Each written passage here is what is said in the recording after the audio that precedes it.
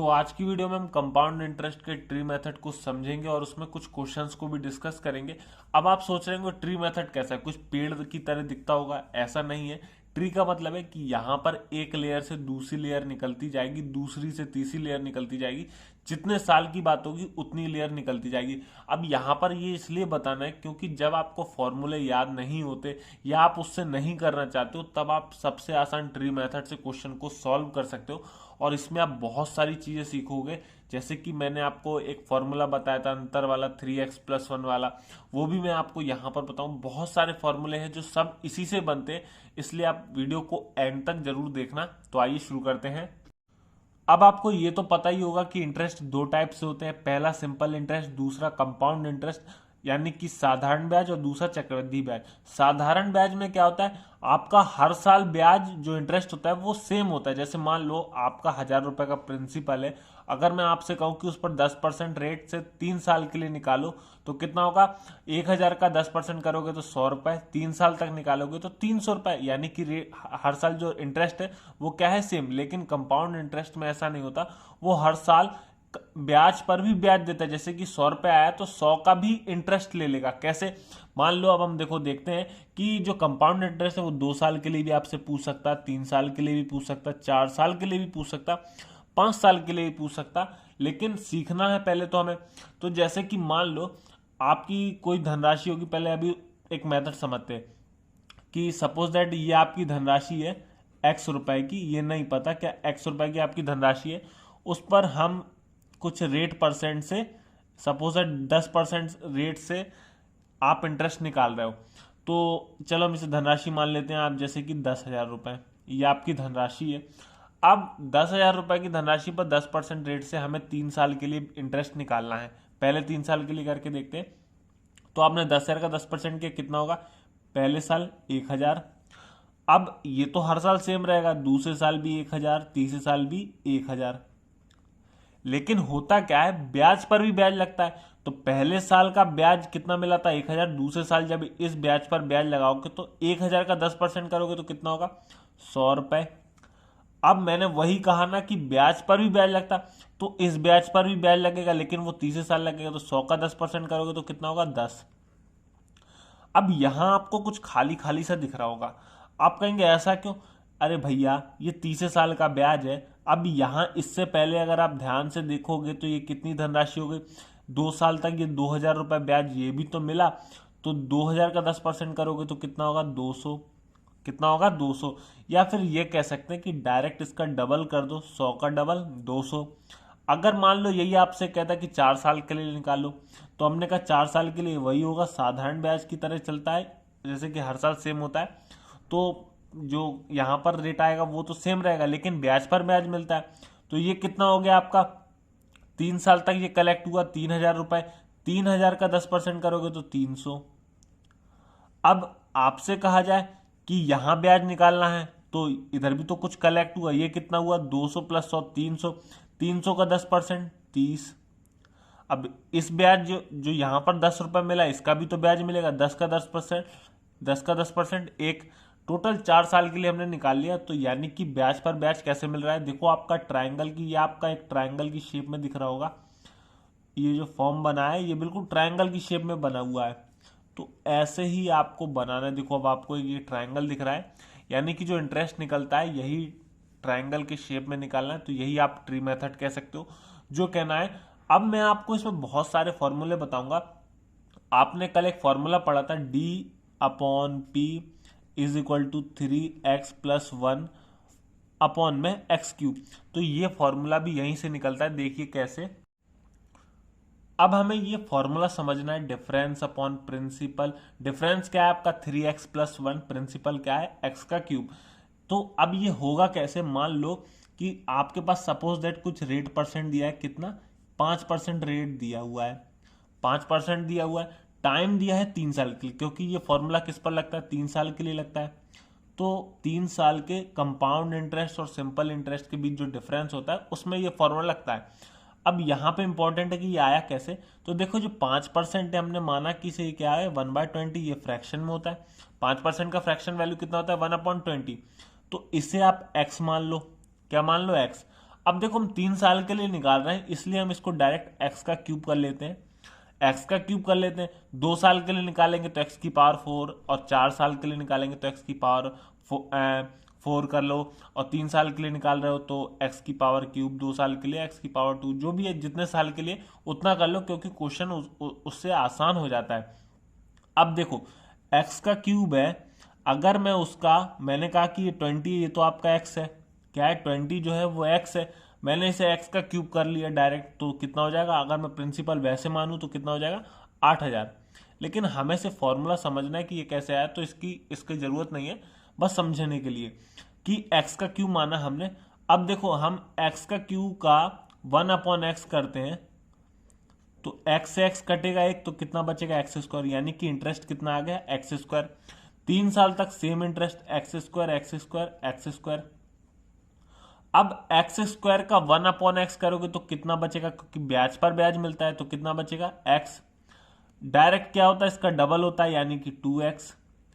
X का 1/x करोगे तो एक्स एक्स कट गया, कितना बचा 1। देखो ये समझ ना आए तो इतनी कोई टेंशन की बात नहीं है, फॉर्मूला सिर्फ समझाने के लिए था, बाकी इतनी जरूरत नहीं है। अब देखो ये क्या है, आपका पूरा कंपाउंड इंटरेस्ट है, ये पूरा कंपाउंड इंटरेस्ट है, लेकिन ये क्या है, ये सिंपल इंटरेस्ट है। क्या है, सिंपल इंटरेस्ट। अब कंपाउंड इंटरेस्ट में सिंपल इंटरेस्ट को माइनस कर दोगे तो यानी कि ये पूरा कट जाएगा, क्या हो जाएगा, कट जाएगा, तो बचेगा कितना x प्लस 2x प्लस 1। तो यही तो है, देखो 2x प्लस x करोगे तो ये हो जाएगा 3x प्लस 1, यानी कि CI माइनस SI का जो डिफरेंस है वो कितना है 3x प्लस 1। ये फॉर्मूला यहीं से निकलता है। और प्रिंसिपल x का क्यूब क्या है, यही तो है, हमने क्या माना, प्रिंसिपल x का क्यूब मान लिया, तो डायरेक्ट इस फॉर्मूले को यहां रख लेते हैं। अब देखो ये फॉर्मूला भी एक और जगह वर्क करता है। अब पेपर में ब्याज वाले बहुत सारे क्वेश्चन आते हैं जो बहुत ज़्यादा टाइम ले लेते हैं, लेकिन उसका भी बहुत आसान तरीका है, जैसे कि ये आपके सामने लिखा है। अब इससे एक फार्मूला और बनता है, देखो कैसे। मान लो आपके सामने कुछ नंबर लिखे हुए हैं, जैसे कि 100, 100, 100, और 100 का कुछ परसेंट ये हो गया 10, फिर 10 का कुछ परसेंट 1, और इसका डबल कितना हो गया 20। तो हमने यहाँ इतना लिख दिया। तो अगर आप इसे काउंट करोगे इतने नंबर को, तो ये तो हो जाएगा आपका 210, कितना हो गया 210। और अगर आप इन तीनों को प्लस करोगे तो ये तो हो जाएगा आपका कितना, टोटल इन सभी को प्लस करने पर 331। लेकिन पेपर में क्वेश्चन आया कि 2 साल का ब्याज 210 है और 3 साल का ब्याज 331 है। क्या है, 2 साल का ब्याज 210 है और 3 साल का ब्याज 331 है। तो आपको रेट ऑफ इंटरेस्ट बताना है और प्रिंसिपल भी बताना है, तो अब प्रॉब्लम हो जाएगी, आप कैसे बताओगे। सिंपल तरीका है कि जो यहां पर है, देखो 3 साल तक की बात है तो सिंपल सी बात है कि यहां जो आपका फॉर्मूला निकलेगा, देखो x square plus 2x plus 1, अगर आप इसे ध्यान से देखोगे इन तीनों को, तो ये आपका क्या होगा, x प्लस 1 का होल स्क्वायर का फॉर्मूला होगा। आपको तो पता ही है, चाहे तो इसे a मान लो, इसे b मान लो, अगर आपने a प्लस बी का होल स्क्वायर का फॉर्मूला पढ़ा है तो अच्छे से याद होगा।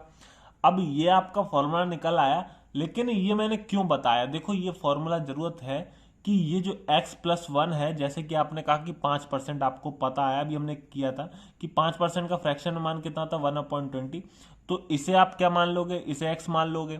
जैसे ही आपको 1/x पता चल गया तो आपको रेट ऑफ इंटरेस्ट भी पता चल गया कि नहीं चल गया। बस ऐसे ही यहां पर एंगल है कि देखो कंडीशन में क्या है, जैसे कि ये 2 साल का आपका ब्याज है, यही है, ये 2 साल है और ये तीसरा साल है मिला के पूरा। तो हमने क्या किया, इन दोनों का डिफरेंस निकाला और जो डिफरेंस आया वो कितना है 331 माइनस 210 किया, तो आपका आ गया 121। कितना आ गया 121 आ गया। जैसे ही आपका 121 आ गया, आपके दिमाग में आ जाएगा ये किसका स्क्वायर है, आप कहेंगे ये 11 का स्क्वायर है। किसका स्क्वायर, 11 का स्क्वायर। अब फॉर्मूला क्या है, x प्लस 1 का स्क्वायर, तो हमें 1 को अलग करना है। अब 11 में से गया तो कितना 10 प्लस 1 का स्क्वायर हो रहा है, यानी कि x की वैल्यू आपकी कितनी आ गई 10।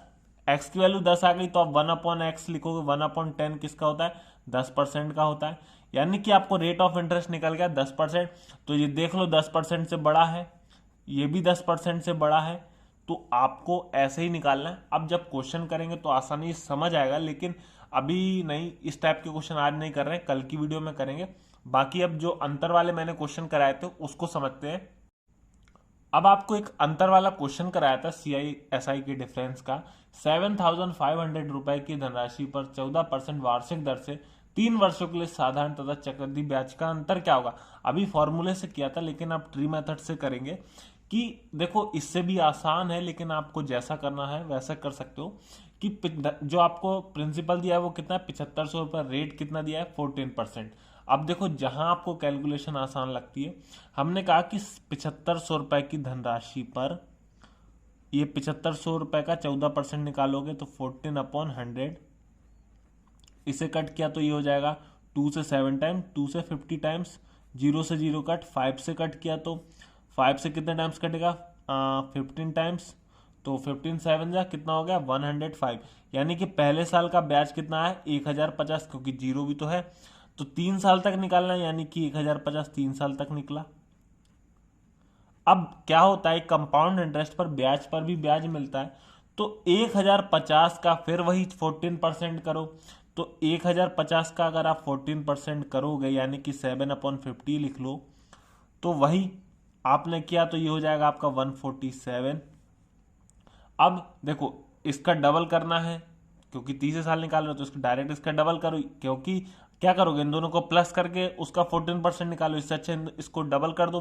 तो 147 का डबल किया 294। अब 147 का यही 14% निकालो, यानी कि 7/50। तो कैलकुलेशन कहीं ना कहीं टफ हो रही है, अगर फिर भी निकाल सकते हो तो 147 का 14% कितना होगा, 20.58। अब देखो आपसे बोला क्या है, आपको क्या बताना है, साधारण ब्याज तथा चक्रवृद्धि ब्याज का अंतर। ये कितना है पूरा, ये कंपाउंड इंटरेस्ट, लेकिन ये कितना है, साधारण ब्याज।